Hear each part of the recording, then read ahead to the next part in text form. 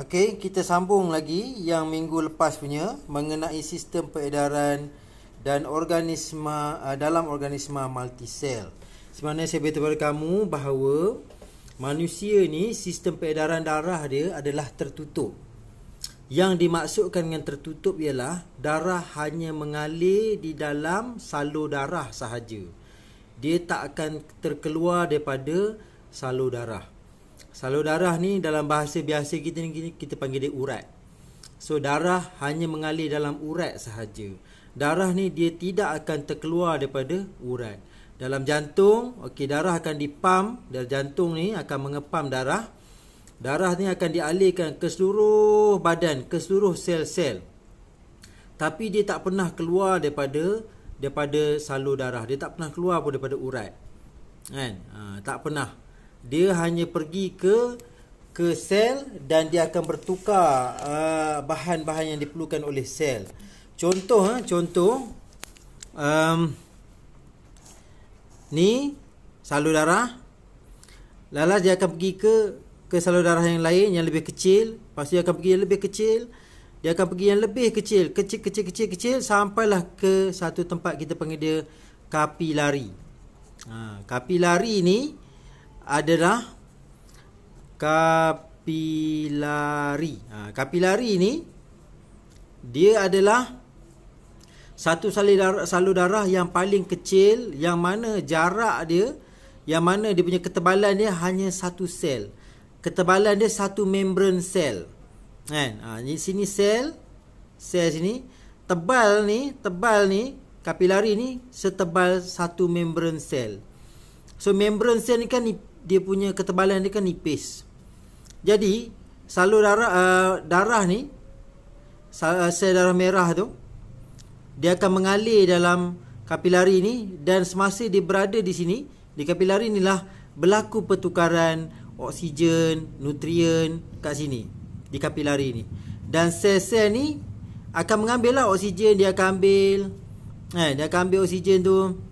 Lepas tu dia akan pindahkan karbon dioksida kepada sel darah merah. Sel darah merah akan angkut karbon dioksida tu, bawa balik pergi ke jantung. Kan?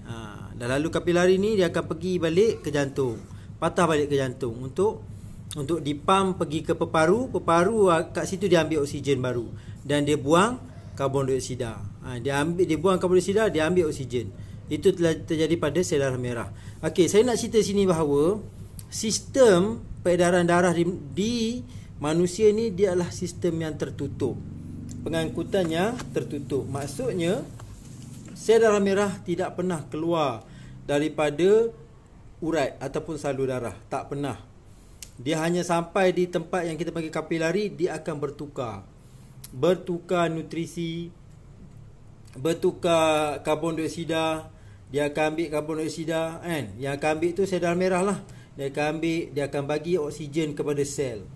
Okey, itu sistem peredaran darah tertutup, dan ini berlaku kepada manusia dan juga haiwan di peringkat tinggi. Haiwan peringkat tinggi ni contohnya mamalia, tikus, gajah. Itu peringkat tinggi. Ada haiwan, tapi ada juga haiwan ni yang mana dia sistem peredaran terbuka, kan? Yang mana kita tak panggil dia darah, dia adalah hemolimfa. Yang mana mengalir daripada dalam salur pada bahagian peredaran. Maksud dia ni jantung dia pam, dia akan pergi ke rongga badan. Kan di sini dia akan pergi ke sel-sel, terus kepada sel. Kan? Lepas tu dia patah balik pergi ke jantung. Pergi ke sel-sel. Maksud dia terkeluar daripada salur dia. Salur darah dia. Tapi dia terkeluar daripada salur lah. Tapi itulah, dia akan patah balik masuk ke dalam jantung.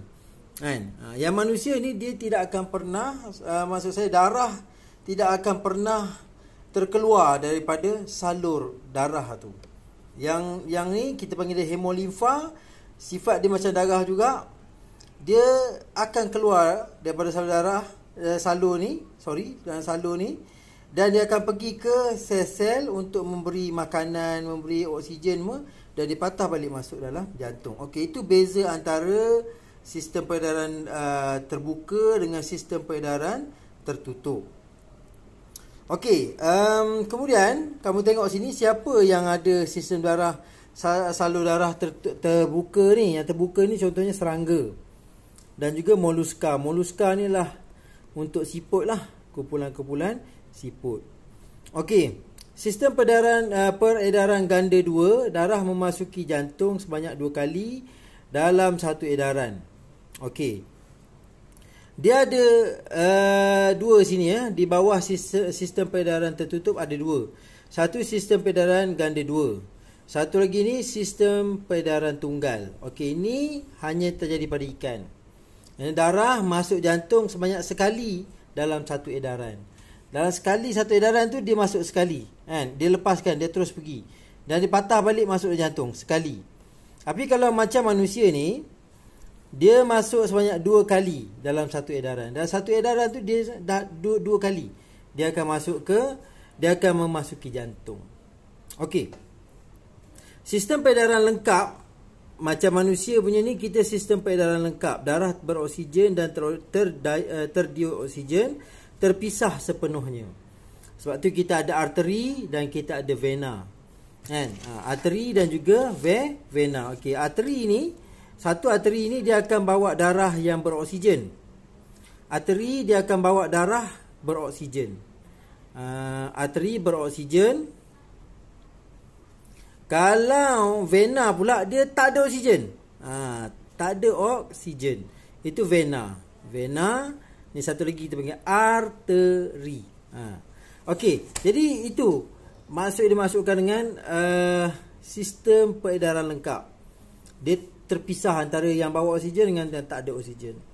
Okey, peredaran tidak lengkap ni pula, darah beroksigen dengan terdioksigen. Terdioksigen ni maksudnya tak ada oksigen, bercampur di sebahagian sistem. Contohnya amfibia. Amfibia yang mana darah beroksigen dengan darah tak beroksigen, beroksigen dengan tak beroksigen tu dia bercampur pada satu tempat. Okey.